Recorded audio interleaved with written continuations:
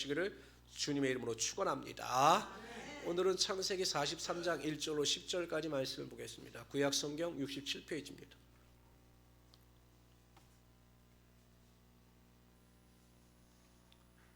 지난주에 제가 이어서 또 설명을 안 드렸기 때문에 우리 성도들을 위해서 다시 한번 아주 친절하게 설명을 드리도록 하겠습니다. 야곱의 가족이 머물고 있는 헤브론 땅에도 가뭄이 들어옵니다. 그래서 아들로 하여금 베냐민을 제어놓고 10명의 아들들이 애굽으로 내려가죠. 요셉은 형들을 단번에 알아봤습니다. 그런데 형들은 설마 요셉이 총리가 되어 있을까? 라는 생각을 하였기 때문에 그 요셉을 보고도 그 요셉인 줄 알지 못했죠. 요셉은 형들의 진심을 알기를 원했습니다. 그래서 형들을 정탐꾼으로 몰아세웁니다. 억울하지요? 말은 안 되는 날벼락이죠. 아니 곡식구하러 왔다가 정탐꾼으로 몰리니 자신들이 생각하기엔 자신들은 결코 정탐꾼이 아니었기 때문에 자신들은 아니다라고 반대 이론을 펼칩니다. 그러니까 이제 요셉이 그럼 스스로 너희가 정탐꾼이 아닌 것을 증명해 보여라. 그리고 시몬을 잡아 놓습니다. 그리고 가서 동생 베냐민을 데리고 오면 내가 너희들이 정탐꾼이 아니라는 것을 믿겠다라고 이야기를 합니다. 이것이 지난 시간까지 이야기입니다. 그래서 결국 곡식을 얻어가지고 오지요. 그래서 어떡합니까? 야곱이 참 천하태평인 사람 같아요. 아니 그 시몬이 잡혀 있는데 그 구현 양식을 가지고 잘 먹고 잘 삽니다. 그러나 그것이 끝이 아니었어요. 우리 43장 우리 1절 읽읍시다. 1절만 읽읍시다. 시작. 뭐라고요? 기근이 심하고. 그러니까 애굽에서 양식을 구해서 왔지만 그리고 여전히 그 땅에 기근이 떠나가지 않은 겁니다. 양식을 구해서 어느 정도 시간이 지나면 기근이 끝나고 다시 일상생활로 돌아올 줄 알았지만 여전히 야곱이 머물고 있는 그 땅엔 기근이 끊이지 않았던 것입니다. 왜 기근이 끝나지 않았을까요? 왜 기근이 끝나지 않았을까요? 누가 하셨을까요? 참 편하시죠. 우리는 항상 하나님이 인생이 그렇게 돼야 하는데 하나님이 하신 거예요. 왜 그러느냐? 하나님의 뜻은 분명하셨습니다. 하나님의 뜻은 무엇이었는가? 다 같이 읽어봅시다. 창세기 15장에 보면 하나님께서 아브라함에게 자손에 대한 축복을 말씀하셔요. 그러면서 어떠한 일이 발생할 것인가에 대해서도 말씀하셔요. 보세요. 시작. 여호와께서 아브라함에게 이르시되 너는 정령이 알라 내 자손이 이방에서 객이 되어 그를 섬기겠고 그들은 그러니까 애굽으로 내려가는 것이 하나님의 뜻이었어요. 왜냐하면 하나님께서 아브라함에게 네 자손이 무별과 같이 많아질 것이다 라고 약속을 하셨는데 이 자손들이 기하급수적으로 많아지기 위해서는 그 조건이 형성되어져 하는데 가나안 헤브론 땅보다는 애굽에 있을 때 훨씬 먹을 것과 모든 것이 풍부해서 그 숫자가 기하급수적으로 늘어날 수 있을 것이다 라고 판단하신 하나님께서 그렇게 애굽 땅으로 가기를 원하셨던 것입니다. 그러니까 여러분 만약에 야곱이 하나님의 뜻을 깨닫고 그 아들들이 곡식을 가지고 돌아왔을 때 그래 우리가 시몬을 위해서 우리가 베냐민을 너희들 데리고 갔다 와라 그랬더라면 기근이 끝나거나 아니면 야곱이 애굽으로 내려갔더라면 더 이상 겪지 않아도 될 기근이었습니다. 그런데 여러분 야곱이 하나님의 뜻을 깨닫지 못하고 여전히 자신의 고집대로 생각대로 감정대로 살아가니까 그 머물고 있던 그 땅의 기근이 계속해서 이어지고 있었던 것입니다. 이처럼 하나님의 말씀에 순종하지 못하고 하나님께서 원치 않는 길을 가는 자들에게는 인생의 기근이 찾아옵니다. 어찌 보면 축복이죠. 하나님께서 허락하시는 사랑하는 자들에게 찾아오는 기근은 어찌 보면 축복입니다. 하나님의 뜻을 이루기 위한 기근이기 때문에 그 기근을 잘 선용하거나 그 기근 앞에서 우리가 올바른 믿음의 태도를 보이면 오히려 그 기근을 통해서 하나님의 큰 축복과 은혜와 능력을 맛볼 수가 있는 것입니다. 때로는 물질로 기근이 찾아오기도 하고 때로는 질병으로 기근이 찾아오기도 합니다. 우리가 인생의 기근 앞에서 다시 일어설 수 있는 유일한 방법은 오직 하나님께만 소망을 두고 하나님만을 바라보며 살아가는 것입니다. 갑작스러운 기근 앞에서 우리가 위로를 받고 힘을 얻을 수 있는 것은 다시 하나님께 소망을 두며 살아가는 것입니다. 제가 어저께도 우리 권사님들에게 잠깐 말씀을 드렸지만 안양 생병원에 박상은이라고 하는 아주 훌륭하신 의사 선생님이 계셔요. 옛날 아프가니스탄 사태 때 그 인질로 잡혀있던 사람들이 영적 육체적 치료를 받기 위해서 생병원에 다 입원했을 때 그것을 주도적으로 이끌어 가신 분이 그 박상은 원장님이라고 생병원 원장님이신데 굉장히 훌륭하신 분입니다. 저도 한번 만나 뵀는데 정말 믿음 안에서 훌륭하신 분이고 이 의료 선교에 목숨을 거는 분이셨어요. 그래서 굉장히 존경을 많이 받았죠. 또 그분 때문에 생병원이 굉장히 또 매스컴을 타고 확장이 되기도 했습니다. 근데 갑자기 이제 제가 소식을 듣기로는 이분이 베트남에 선교 갔다가 거기서 그냥 갑자기 소천하셨어요. 65세의 나이에 그냥 갑자기 소천을 하셨어요. 가족들을 보기에는 기근이죠. 정말 기근이죠. 그 가장이나 아버지의 갑작스러운 죽음 앞에서 얼마나 여러분 인생이 슬프고 낙심되겠습니까? 그러나 그럼에도 불구하고 하나님께 소망을 두는 자에게는 하나님의 위로가 있으며 그 기근을 통해서 일하시는 하나님의 은혜를 맛볼 수가 있게 되는 것입니다. 민수기 21장에 보면 이스라엘 백성들이 하나님 앞에 원망 불평하는 내용이 나옵니다. 왜냐하면 보통 여러분 애굽에서 가나안 땅을 이 직선거리로 가면 200명의 백성들이 할지라도 한 달이면 가는 거리예요. 근데 이스라엘 백성들이 원망하고 불평함으로 말미암아 40년 동안 광야에서 유린하죠. 그래서 이제 이 왕의 대로가 아니라 다른 길로 돌아가는데 또 하나님께서 이 에돔을 통과하면은 아주 신속하게 빠른 길을 갈 수가 있는데 그 에돔이 에서의 자손이기 때문에 형제들과 다툼하는 것을 하나님께서 원치 않으셔서 또 에돔 땅으로 돌아가게 하셔요. 그냥 화가 나겠습니까? 안 나겠습니까? 화가 나죠. 아니 왜 하나님께서는 우리를 광야에서 뺑뺑이 돌리시냐? 그래도 여러분 하나님의 뜻이 있는 것을 깨닫고 감사하면 되는데 이스라엘 백성들이 또 못 견딥니다. 또 뭐라고 이야기하냐면 왜 애굽에서 이끌어내서 우리를 죽게 하느냐, 먹을 것도 없고 우리는 저 하찮은 만나에 아주 질렸다 하고 막 모세하고 아론 하나님께 원망하고 불평합니다. 그러니까 하나님께서 어떻게 하시냐? 불뱀을 보내셔요. 불뱀. 아마 사막에 불뱀이 많았던 것 같아요. 불뱀이 와서 막 백성들을 막 무니까 백성들이 죽죠. 또 그때서 이스라엘 백성들이 정신을 차립니다. 또 모세에게 이야기합니다. 우리가 여호와와 당신의 원망하고 불평한 것을 회개하오니 당신의 하나님께 좀 제발 기도를 드려달라고 이야기를 합니다. 모세는 정말 착해요. 나 같으면 기도 안 합니다. 더 당해봐라 그냥 더 당해봐야 정신. 또 모세가 간절히 기도합니다. 기도하니까 하나님께서 그들에게 불뱀의 고통으로부터 바로 사유 주신 것이 아닙니다. 하나님 그런 능력이 있으셔요. 불뱀들아 다 들어가라 하면 그냥 불뱀들이 다 들어가겠죠. 근데 하나님께서는 그 방법을 하시는 것이 아니라 모세에게 뭐라고 말씀하시고 불뱀들을 장대에 달아서 그것을 바라보는 자들마다 살 것이다 라고 알려주셔요. 그래서 이제 놋뱀을 만들어서 장대를 만들어 그것을 바라보게 하죠.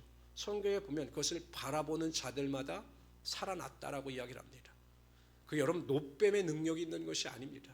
그렇죠? 놋뱀의 능력이 있는 것이 아니라 놋뱀을 바라보는 자들마다 살 것이다라고 하는 하나님께 대한 온전한 믿음이 그들을 살리는 하나님의 역사가 나타나게 하여 주셨던 것입니다. 항상 우리는 오직 하나님께만 소망을 두고 하나님만을 바라보며 살아가야 하는 것입니다. 인생의 기근이 다가오면 하나님으로부터 멀어지는 자들이 있어요. 원망 불평하다가 그냥 하나님으로부터 멀어지는 자들이 있습니다. 그러나 인생의 기근이 다가올 때마다 하나님께 더 가까이 나오는 자들이 있어요. 세상 것을 다 내려놓고 오직 하나님만을 집중하며 하나님께 소망을 두며 살아가는 성도들이 있습니다. 하나님은 기근의 때에 하나님을 가까이 하고 하나님께 소망을 주는 자들에게 오히려 기근이 변하여 풍년이 되는 하나님의 축복이 반드시 우리의 삶 가운데 임하게 하여 주십니다. 우리가 하나님의 뜻을 다 알 수 없잖아요. 하나님의 인도하심과 하나님의 보호하심의 그 일에 대해서 우리가 도저히 이해가 안 될 때도 있습니다. 그러나 그럼에도 불구하고 오직 나의 소망은 하나님께만 있습니다 라는 고백을 가지고 주님 앞에 나와 하나님만을 바라보며 하나님만을 의지하여 기도할 때 하나님께서 반드시 여러분의 삶에 나타나는 기근과 흉년 가운데 하나님의 축복과 은혜가 임하게 하여 주실 것입니다. 그래서 항상 믿음을 가지고 기근이 다가올 때마다 멀어지지 마시고 더 주님 앞에 나와 기도하시고 하나님만 의지하시고 하나님께 영광 돌릴 수 있는 우리 귀한 성도들이 되시기를 주님의 이름으로 축원합니다. 우리 2절부터 10절까지 읽도록 하죠. 2절은 여러분들 읽어주세요. 시작.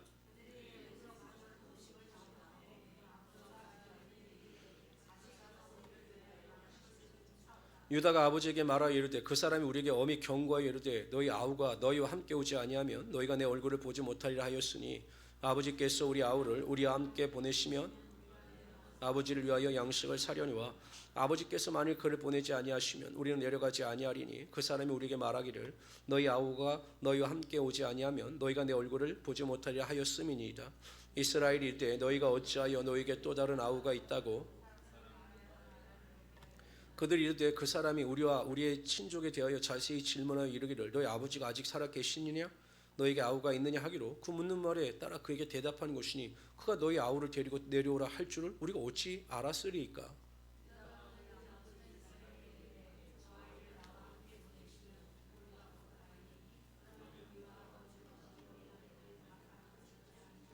내가 그를 위하여 담보가 되오리니 아버지께서 내 손에 그를 찾으소서. 내가 만일 그를 아버지께로 데려다가 아버지 앞에 두지 아니하면 내가 영원히 죄를 지리이다.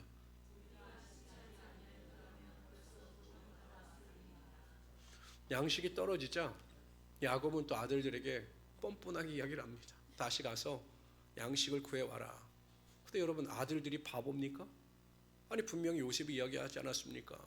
너희들이 살려면 네 동생 베냐민을 데리고 와라. 동생 아우를 데리고 와라 라고 분명히 이야기했습니다. 그런데 동생 베냐민을 데리고 가지 아니하면 어떻게 됩니까? 자신들이 죽을 것이 뻔하지 않습니까? 아니 여러분 굶어 죽거나 고문당해서 맞아 죽거나 죽는 건 마찬가지인데 뭐 굳이 애국까지 나가서 그러한 고생을 할 필요가 있겠느냐. 자녀들도 생각하는 거죠. 그때 유다가 나서서 아버지 야곱을 설득합니다. 그러니까 유다가 굉장히 적극적인 성격이고 문제 해결의 방법을 아는 자였습니다. 아니 아버지 베냐민을 보내면 다 끝이 납니다. 내가 책임지고 베냐민을 데리고 갔다가 다시 베냐민을 데리고 올 테이니 그냥 저에게 맡겨주십시오 라고 유다가 나서서 아버지 야곱을 설득합니다. 오늘 본문에 보면 문제를 만났을 때 전혀 다른 태도를 보이는 유다와 야곱의 모습이 나타나고 있습니다. 야곱은요 문제를 만났을 때 원망하고 불평하면서 모든 원인을 다른 사람에게 돌립니다. 제가 보기엔 야곱은 세상 말로 하면 너무 찌질이에요. 찌질이. 하나님이 정말 야곱 같은 사람을 사랑하시고 택하신 것은 하나님의 은혜가 아니면 도저히 설명이 안 돼요. 한번 보세요 여러분. 6절 봅시다. 6절 읽읍시다. 시작. 너희가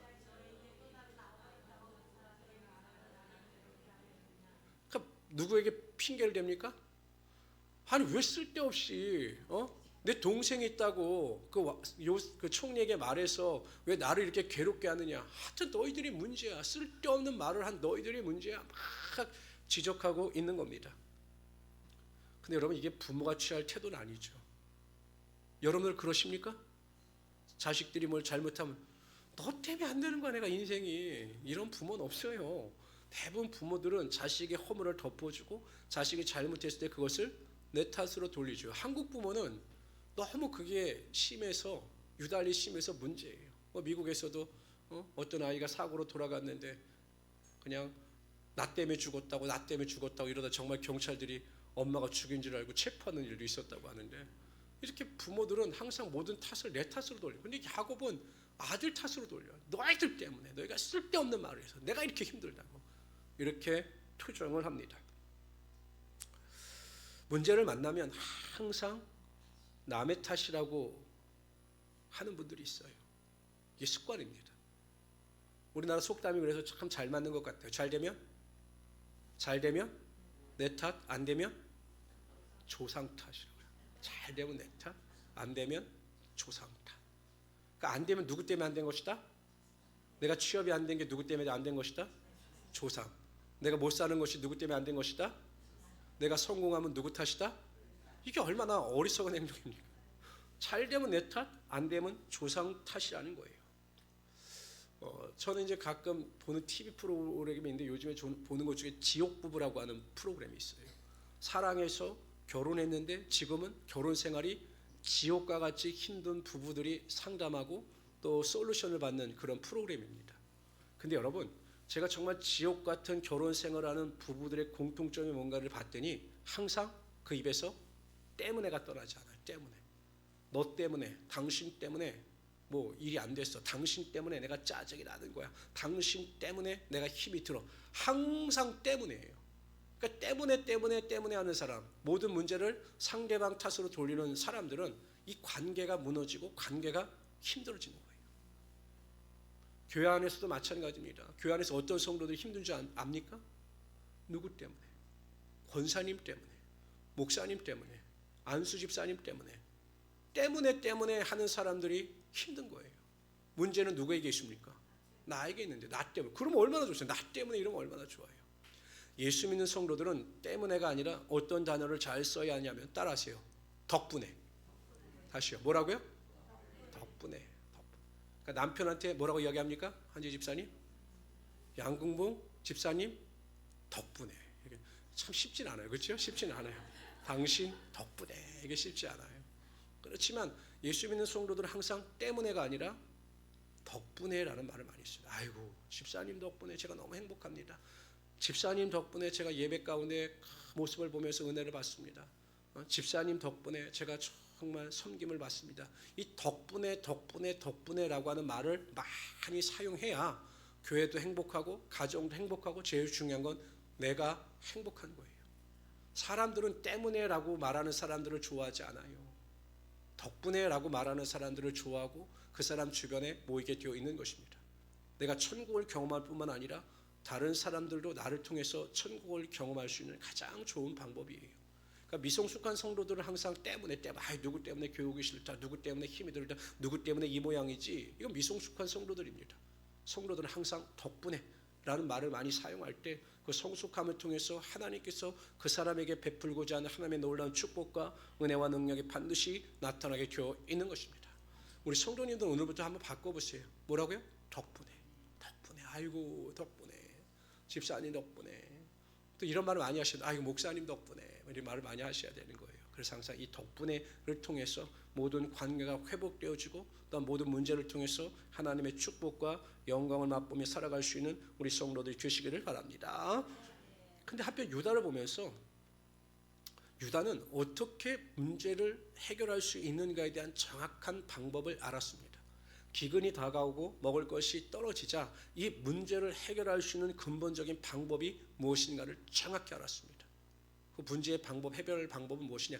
베냐민을 데리고 가면 되는 겁니다. 아버지는 그 방법에 대해서 반대하지만 명확하게 그 방법을 알고 있었고, 유다는 이 베냐민을 데리고 가면 우리가 살 수 있다라고 하는 확신이 있었습니다. 여러분, 그러니까 베냐민이 아버지 앞에서 자신 있게 주장하죠. 그리고 이야기하지 않습니까? 아니, 아버지가 반대만 안 했더나 벌써 2번 왔다 갔다 했을 겁니다 라고 이야기를 합니다. 그래서 유다의 그 강력한 확신과 믿음이 문제 해결의 근거가 될 수가 있었던 것입니다. 호랑이에 물려가도 정신만 차리면 산다. 그렇죠? 물려가 보셨습니까? 어찌하든지 정신만 차리면 살 수가 있다는 거예요. 지금 생각해보면 제가 어렸을 때는 저희 신권사님이 항상 이 털실 알죠? 털실을 갖다가 그렇게 뜨개질을 해서 이렇게 뭐 조끼도 만들어주고 그러셨어요. 그럼 이제 저희가 이제 막 실이 엉클어졌으면 저거를 이렇게 팔을 벌리라고 한 다음에 이렇게 실을 풀고 뭐 이 쓸데없는 짓을 왜 했는지 모르겠어요. 너무 힘들게 막 이렇게 하고 너무 힘들었어요. 했는데 그때 이제 막 이렇게 실이 이제 엉클어져 있어요. 이렇게 실타래가 이렇게. 그러면 성질이 급한 사람은 팍 끄집어냅니다. 그러면 더 엉망이 돼요. 막 더 힘들어져요. 막. 근데 정말 지혜로운 사람은 이 실타래 끝이 어디 있는가를 찾아요. 이렇게 끝을. 그래서 그 실타래 끝을 딱 찾아서 그것을 풀기 시작하면 이 엉켰던 실타래가 쉽게 풀어집니다. 우리가 당하는 문제나 고난에는 하나님의 뜻이 있고 하나님의 길이 있고 하나님의 해결점이 있어요. 고린도전서 10장 13절에 보면 사람이 감당할 시험 밖에는 너에게 당하는 것이 없나니 오직 하나님은 미쁘사 너희가 감당치 못할 시험 당함을 허락지 아니하셔요. 우리가 아무리 힘들어도요, 하나님은 우리의 믿음에 합당한 시험을 허락하시는 거예요. 그러니까 시험을 당할 때마다 우리 능히 이길 수가 있어요. 성도님도 능히 이길 수가 있는 것입니다.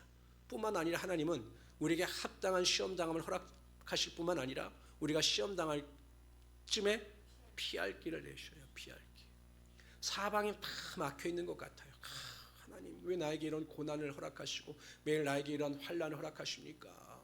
도대체 나에게 왜 이렇게 하시는 것입니까? 라고 우리가 낙심하고 절망할 때도 가만히 정신을 차리고 보면 하나님은 피할 길을 반드시 예배해 주셨다는 것입니다. 만약에 사방이 막혔습니다. 성경에 보면 우리가 우겨쌈을 당해도 쌓이지 아니한다라고 이야기해요. 눈을 들어 하늘을 보라는 겁니다. 그럼 하나님께서 하늘의 문을 여시는 거죠.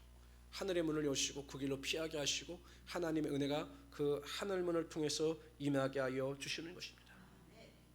그러므로 성도 여러분, 어려울수록 반드시 그 길이 있다. 시험을 당할 때마다 하나님의 피할 길이 있다라는 것을 깨닫고 적극적으로 문제에 동참하며 나아갈 수 있는 하나님의 귀한 성도들 되시기를 주님의 이름으로 축원합니다.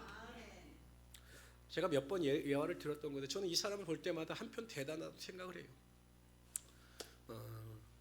이렇게 가정에 보면 알코올 중독자 가정이 또 자녀들이 알코올에 중독될 확률이 그만큼 높다라고 하더라고요. 이 통계를 보면. 그러니까 자녀들은 아이러니하죠. 아버지의 그 알코올 중독의 모습을 보면서 나는 저렇게 살지 말아야 되겠다라고 생각을 하는데 그 아들들도 어쩔 수 없이 알코올 중독에 빠지는 경우가 많다라고 합니다.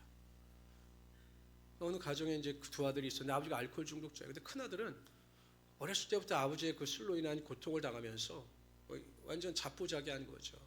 뭐 제대로 교육도 못 받고 뭐 경제적인 지원도 못 받으니까 우리는 아버지로 인해서 어쩔 수 없어. 뭐 아버지가 저 모양인데 우리가 뭐 열심히 노력한다라고 해서 무슨 일이 제대로 되겠어? 라고 자포자기해가지고 아버지와 똑같이 알코올 중독자가 됩니다. 더구나 이 사람은 조직폭력에 가담합니다. 그 인생을 그렇게 허비하면서 살죠. 아버지처럼 살아갑니다. 그러다 결국 음주운전으로 죽음을 맞이하게 됩니다. 둘째 아들은 아버지를 보면서 다른 생각을 했어요.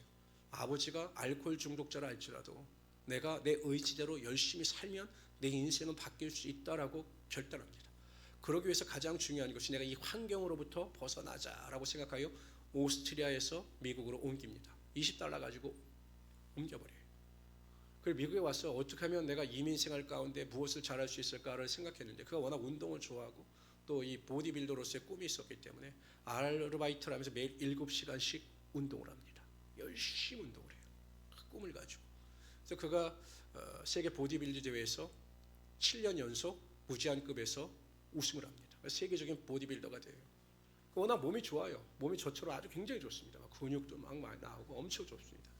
그런데 나중에 그가 영화 배우로서 엄청 성공을 합니다. 그리고 캘리포니아 주지사까지 해요. 정치인으로서 성공하죠. 누구냐면 이 사람입니다. 아놀드 슈워제네거. 아세요? 모르세요 이분? I will back. 이거 모르세요? 터미네이터라고 하는 세계적인 영화를 통해서 엄청 성공한 사람이에요. 그러나 그의 가정은 누구와 비교해서도 내세울 것이 없는 불행한 가정이었습니다. 문제에 대해서 환경에 대해서 내 관점이 바뀌고 태도가 바뀌고 의지대로 행동하니 그 인생이 충분히 축복받는 인생이 되더라는 거죠. 내 인생은 누가 나를 대신해서 살아줄 수가 없어요.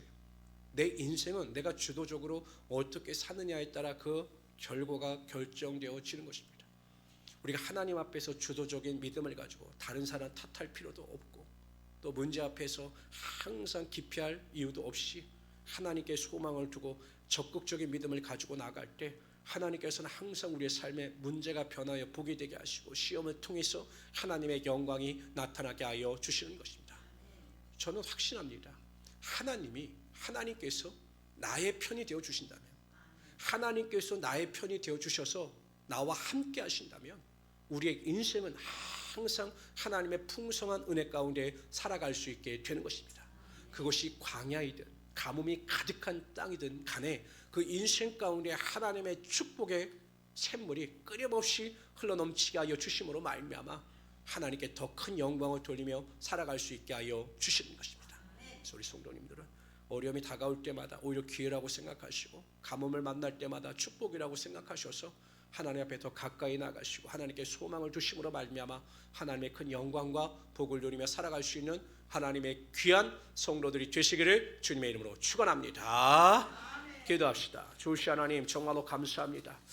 우리가 매일 매 순간 살아갈 때마다 우리의 삶에 다가오는 인생의 기근 앞에서도 우리가 낙심하거나 또한 시험에 빠지지 아니하고 오직 하나님께만 소망을 두며 나가게 하심을 감사합니다. 하나님, 무엇보다도 우리 수요 강행 예배에 나온 우리 성도들을 축복합니다. 믿음을 가지고 주님 앞에 나와 말씀을 듣고 하나님 믿음으로 결단할 때마다, 또 우리가 기도할 때마다 하나님의 놀라운 은혜와 능력이 임할 수 있도록 도와주시옵소서. 우리가 무슨 일이든지 포기하지 아니하며 하나님께만 소망을 두며 나갈 때마다 매일매일 삶 가운데 우리의 삶의 풍성함의 풍년의 삶이 넘쳐나게 하여 주시옵소서. 문제가 변하게 하여 주시고 마음의 소원이 이루어지게 하여 주시옵소서. 능력으로 결단하는 자들에게 온전한 승리의 능력이 임하게 하여 주시옵소서. 감사하며 예수님의 이름으로 기도드리옵나이다. 아멘.